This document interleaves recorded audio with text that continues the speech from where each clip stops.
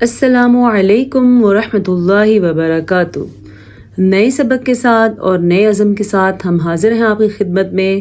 آج نورانی قاعدے کا آخری سبق ہے۔ انشاءاللہ ہم آخر میں دعا بھی کریں گے اور کوشش کریں گے کہ آج جو میم کے احکامات ہیں وہ آپ کی سمجھ میں آ جائیں۔ میم ساکن کے احکامات انتہائی آسان ہے۔ اگر آپ پیچھے والے سبق کو ڈیلی ریوائز کرتے رہیں تو انشاءاللہ آپ کی تجوید کبھی بھی کچی نہیں ہو سکتی۔ اور جن لوگوں کو صحیح طریقے سے قرآن پڑھنا نہیں آتا وہ پیچھے والی کلاسز سے اپنا تلفظ ٹھیک کریں اور ہمارے ساتھ چلیں۔ ہمارا اگلا جو قدم ہے انشاءاللہ وہ قرآن مجید پڑھنے کی طرف ہے۔ تو چلتے ہیں ہم اپنے سبق کی طرف۔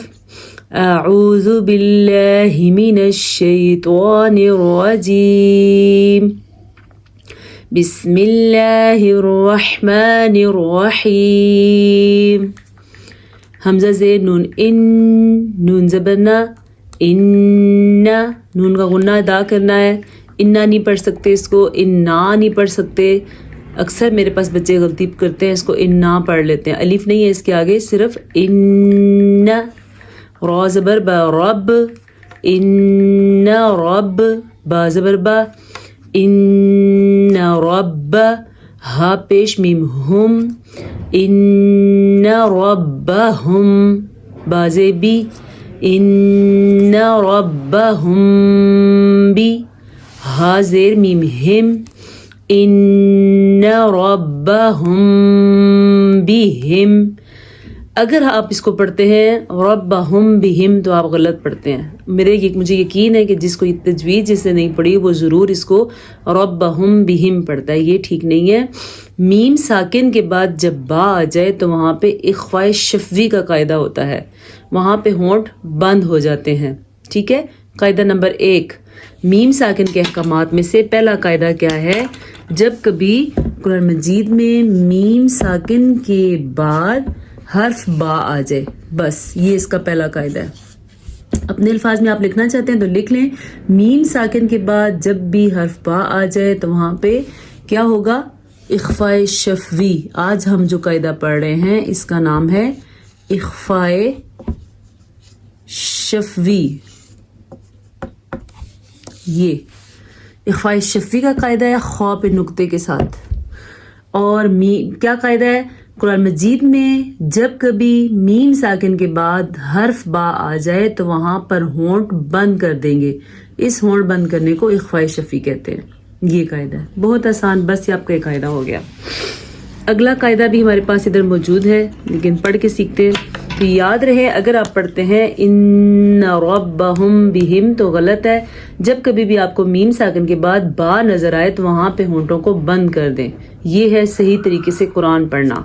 ان ربہم بہم، تا زبر را تر، میم زیر یا می، ترمی، ہا زیر میم ہم، ترمیہم، با زیر بی، ترمیہم بی، حا زیر حی،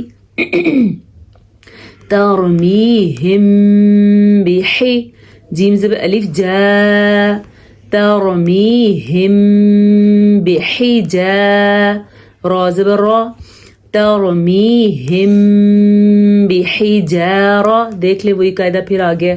تا دو زیر تن، ترمیہم بحجارۃ۔ یہاں پہ بھی دیکھ لیں میم ساکن ہے، میم ساکن کے بعد با آیا ہوا ہے، ہمارے ہونٹ پھر سے بند ہو گئے، یعنی کہ یہاں پہ اخفاء شفوی ہو رہا ہے۔ اخفاء شفوی کیسے لکھتے ہیں؟ یہ یہاں پر اخفاء شفوی ہو رہا ہے۔ اچھا جی آگے، اچھا ایک اور چیز بھی ہے، ایک ہوتا ہے اخفاء شفوی، ایک ہوتا ہے اظہار شفوی۔ تو یہ ہم نے اخفاء شفوی پڑھا ہے، اور ایک ہوتا ہے ادغام شفوی۔ تین میم ساکن کے 3 احکامات ہیں، آپ بے شک اپنے پاس لکھ لیں کون کون سے۔ نمبر 1 اخفاء شفوی،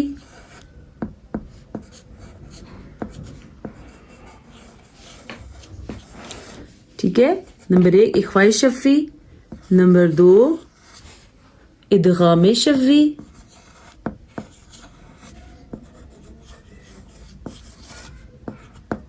اور نمبر 3 کیا ہے ہمارے پاس؟ اظہار شفوی۔ یہ میم ساکن کے یہ میم ساکن کے 3 احکامات ہیں، بس ختم. یہ پورے میم ساکن کے جتنے بھی احکامات ہیں وہ صرف یہ 3 ہیں. اخفاء شفوی جس کی مثال آپ نے کیا پڑھی ہے، ربہم بہم.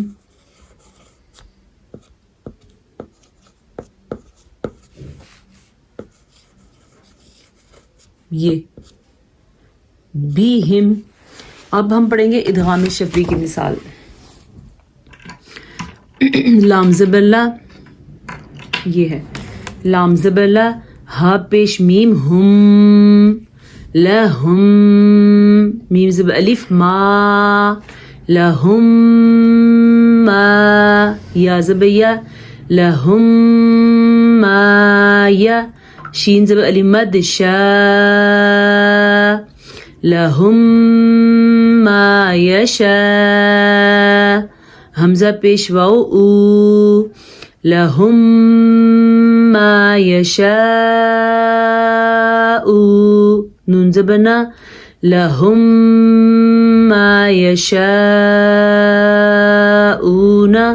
یہ ہے جناب ہمارے پاس ادغام شفوی کی مثال. جب کبھی قرآن مجید میں میم ساکن ہو اور اس کے بعد میم متحرک آ جائے، پہلے میم ساکن ہو اس کے بعد میم متحرک آ جائے تو اس میم کو اس میں مدغم کر دیں گے، اسی لیے اس کو ادغام شفوی کہا جاتا ہے.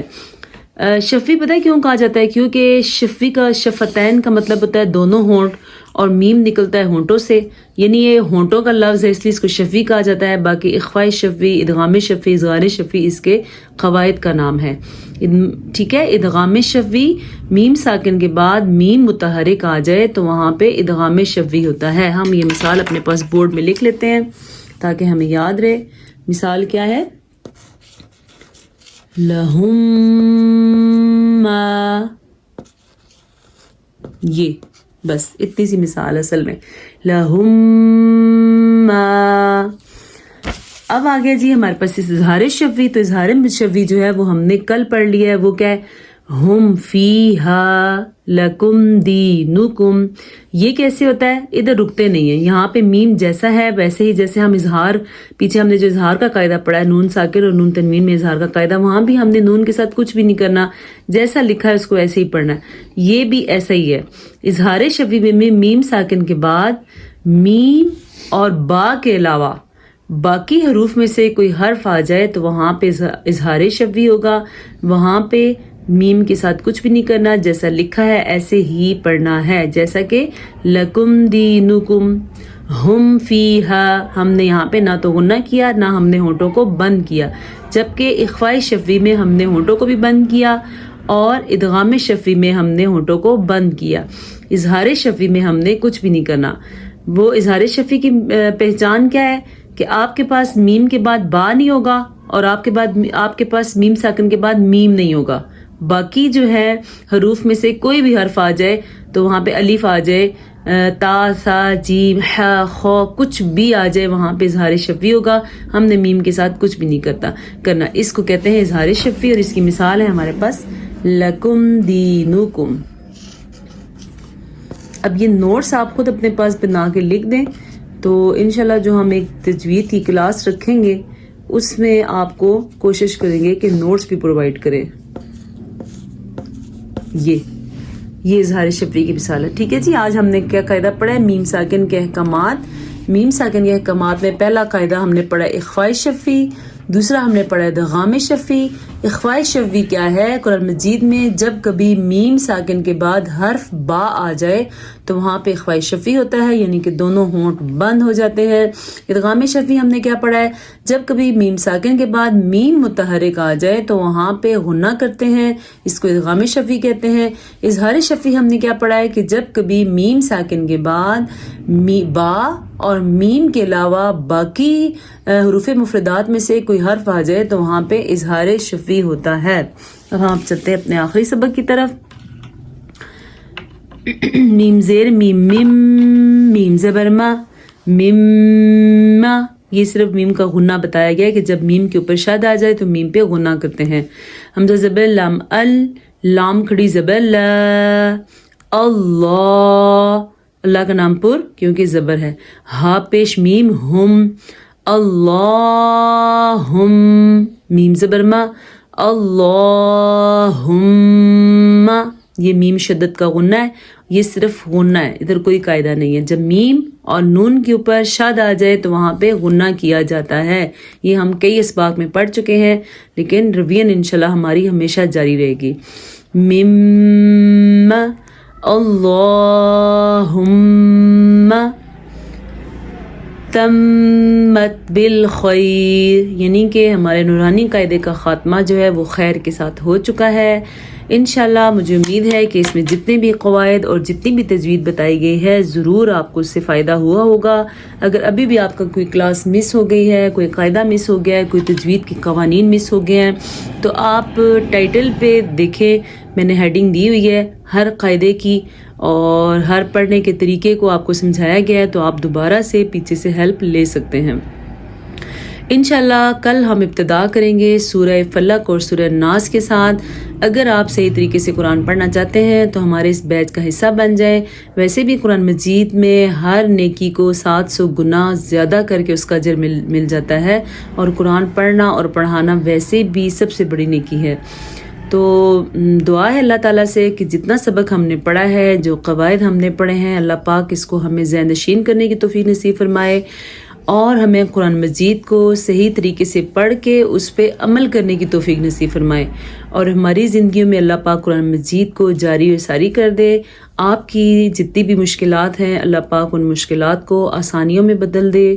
اللہ پاک ہم سب کو اپنا بنا لے، اور اگر کوئی بیمار ہے اللہ پاک ان کو شفائے کاملہ نصیب فرمائے، اور اگر کوئی بچے بچیوں کے رشتوں کے معاملات پہ پریشان ہے اللہ پاک ان کی اپنی غیب سے مدد فرمائے. روزگار کے مسائل ہیں تو اللہ پاک ان کے روزگار میں برکت عطا فرمائے اور ان کو اچھے روزگار کا بندوبست عطا فرمائے. اللہ پاک اپنے رسول کا ہمیں سچا پکا امتی بنا دے، سنت پہ عمل کرنے والا بنا دے، اور قیامت کے دن کی تیاری کے لیے سب سے بہترین طریقہ یہ ہے کہ ہمیں اللہ تعالیٰ سے تعلق قائم رکھنا ہے اور قرآن مجید کے ساتھ تعلق قائم رکھنا ہے. وما علینا الا البلاغ المبین. ملیں گے ہم انشاءاللہ ایک نئی کلاس کے ساتھ، ہمارے ساتھ رہیے گا. السلام علیکم ورحمۃ اللہ وبرکاتہ.